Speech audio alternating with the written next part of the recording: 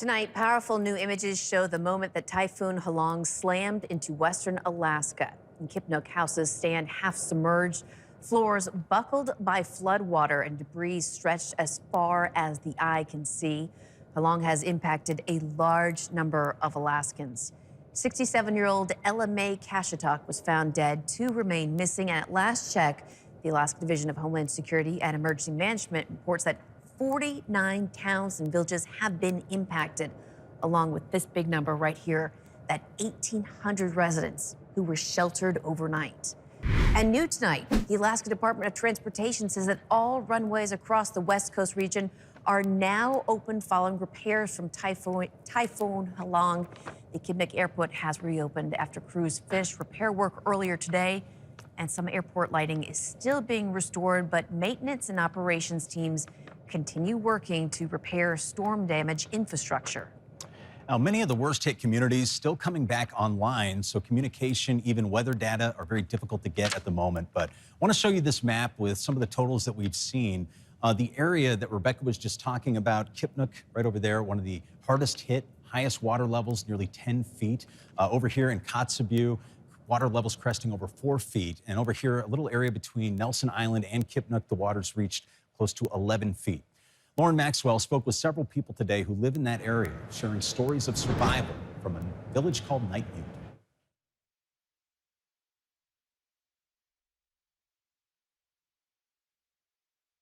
This village, and then it reached all the way up to that boardwalk line. For people in the village of Nightmute, the devastation is all around. Charles Post says his village is full of flooded homes people can't or won't go back to. And people who are still scared of what happened are not going back yet, and some that were evacuated, I believe they're still there hanging out, and they have no plans or what they're going to do next. Jay Dahl Jr. left Nightmute for the neighboring village of Tuksuk Bay. Since my parents' house was pretty full and I didn't have a place to stay. The night of the storm, he used the light on his cell phone to navigate the water and rescue families from their flooded homes. And I was walking in the water the whole time up to my chest, actually. And it was pretty bad, so yeah. Pretty bad describes what's left, but not just here. Many Nightmute families have homes in a fish camp several hours away. It's where Noah Agnes and Eleanor Matthias were when the storm hit, and they left for higher ground. How we started walking was he held my arm and I held his arm, and both of us locked our arms together. They climbed through howling winds and deep water. And as soon as I turned around to see how our fish camp looked like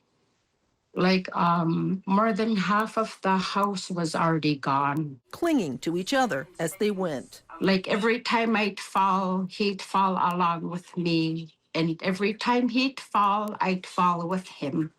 But we never let go of each other during that whole time. Eventually, they were able to reach a four-wheeler and drive to safety. But when they returned to Nightmute, they found their home had been destroyed. The only positive, their 6 children who were inside managed to safely evacuate. Lauren Maxwell, Alaska's news source. Now, the story of Halong is far from over. The floodwaters may have begun to recede, but the struggle to rebuild is just beginning. Now, from homes torn apart to families starting over, the human toll is only now coming into focus. Joe Allgood takes us into the heart of the recovery. Day by day, communities hit by Halong are struggling to recover and find safe places to stay.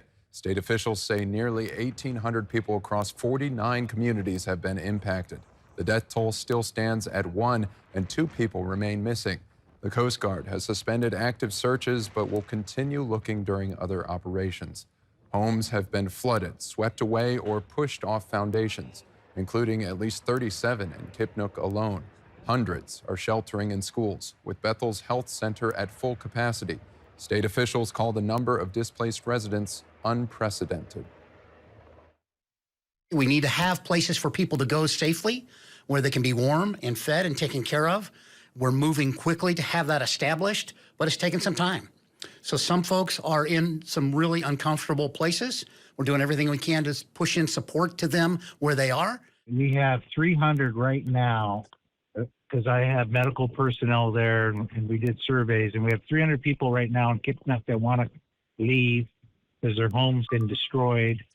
And then we also have almost 400 in Guihinuk that want to come out too.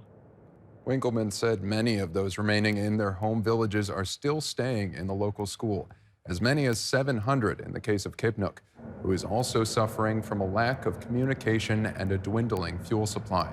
Reopening of the Kipnuk airport may provide much-needed relief, but in the long term, the challenge will be finding a new home. Let's get the latest details on the weather from Bailey Braun.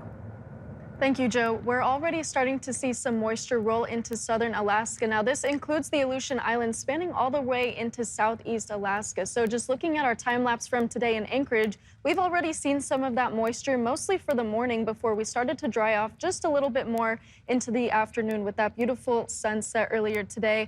We haven't seen too much precipitation in Anchorage, but you'll notice that over in the Aleutian chain, we're seeing a lot more, over ½ an inch of rain moving through the chain and then also into the Alaska Peninsula. And then the second region that's also seeing quite a bit of rain today is also southeast. Now, that's something that you can expect into tomorrow as well, with this low pressure system sitting over the Aleutian Islands, which is bringing in all of that moisture, as well as you'll notice those high wind gusts, nearly 70 miles per hour in Cold Bay. So that's pretty significant. We're going to continue to see that moving into the overnight hours into Wednesday as well. Now, this is another view of that low pressure system pushing through, mostly affecting the Aleutians right now, but you'll notice it's also pushing into southwest Alaska. That's going to bring just a little bit of rain, but those wind gusts will come back, but this isn't going to cause any further damage. So that's the important thing to know. But just looking statewide, you're seeing those temperatures sitting in the 40s mostly and close to 50 in southeast Alaska. So do expect a little bit more moisture along the way for the Aleutians.